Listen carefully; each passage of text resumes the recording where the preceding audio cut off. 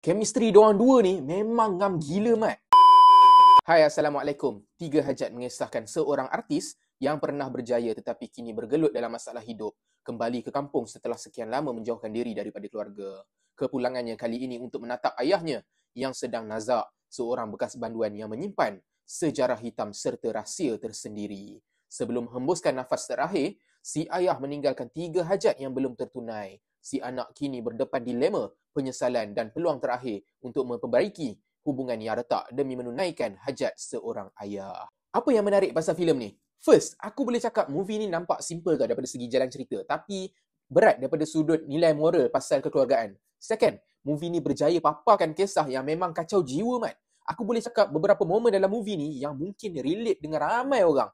Ada 2 scene yang aku boleh cakap memang akan buatkan korang menitik air mata, Mat. 3, acting Eman Manan dan Amirul Effendi memang macam gini. Chemistry diorang dua ni memang ngam gila, Mat. 4, background music dalam movie ni aku boleh katakan memang jahat gila, Mat, and buatkan momen yang sedih tu berkali ganda jadi sedih lagi tau. 5, sinematografi dia not bad. Memang full dengan elemen Terengganu tau dalam movie ni. Keropok leko lah, nasi dagang lah, view laut, rumah kampung and macam-macam lagi lah. Nice, aku suka. 6, aku suka gila dengan ending movie ni. Satu ending yang aku boleh cakap jarang lah movie drama family nak buat ending macam ni. Nice lah, kudos. Apa yang kurang sikit pasal movie ni? First, aku rasa movie ni macam rushing sikit tau dekat setengah jam yang last tu. Sepatutnya dia buatlah panjang sikit kan duration tu. And bagi lebih dramatik tau. Second, ada satu kedua transition dalam movie ni, aku rasa macam tiba je tau. Kadang-kadang tu nampak macam pelik sikit lah. 3, aku rasa ada unnecessary scene yang memang tak perlu pun. Macam scene nelayan sembang pasal bola MU ke apa dah. Masa scene tu, aku macam makan masa sangat lah scene tu. Tak perlu ada pun scene tu. Macam buang masa betul.